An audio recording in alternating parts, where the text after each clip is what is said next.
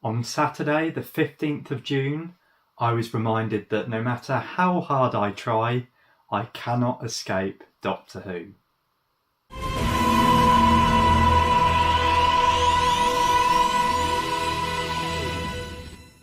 Hello there, and welcome to today's video, where I will be talking about how I accidentally met the Doctor's car Bessie, along with a bunch of other Doctor Who props, without even intending on doing so.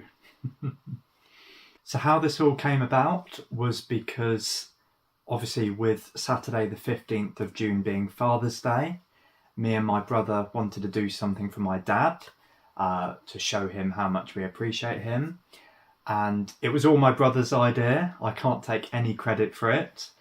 But what we decided to do was take him to the, now I'm going to get the pronunciation wrong here, Beaulieu Car Museum, which is near Southampton. Yeah, we did that because my dad is a huge car fan. He owns a garage, he loves cars, he loves watching Top Gear.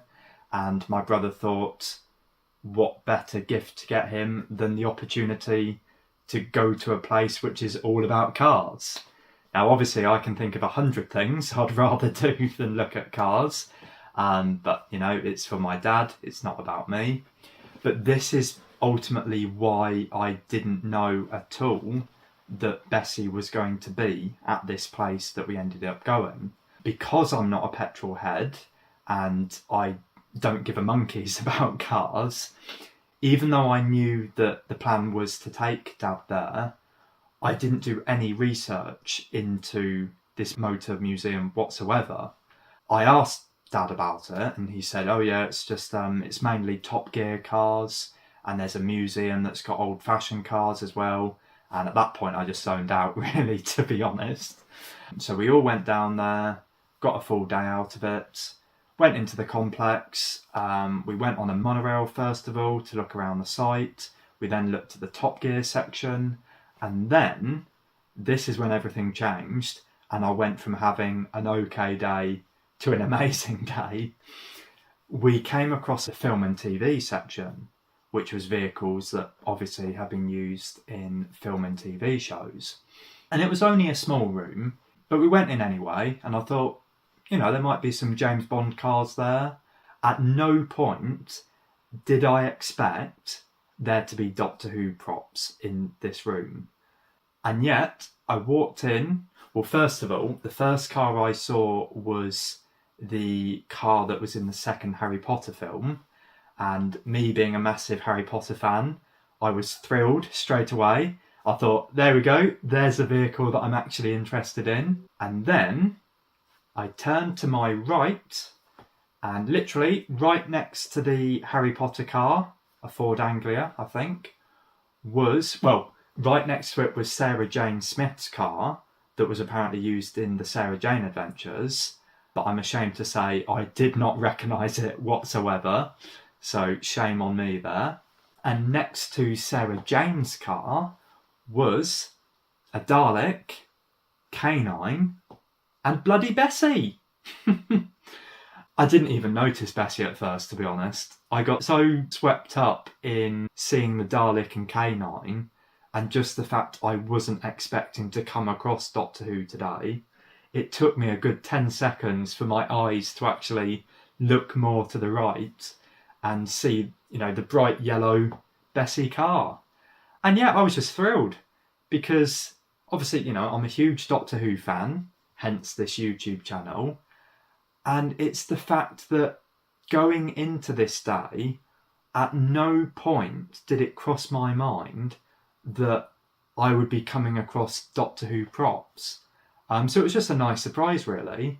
Obviously, I took lots of photos and videos. I think I took more of this one tiny section of this huge theme park than I did of anything else, to be honest. It was, without question, my favourite part of the whole day, even though it was just, there was only like 10 cars in this section of the museum. But the fact that, you know, 3 of them were Doctor Who vehicles, there was a Harry Potter one as well, like I said. Even bloody Mr. Bean's car was there as well.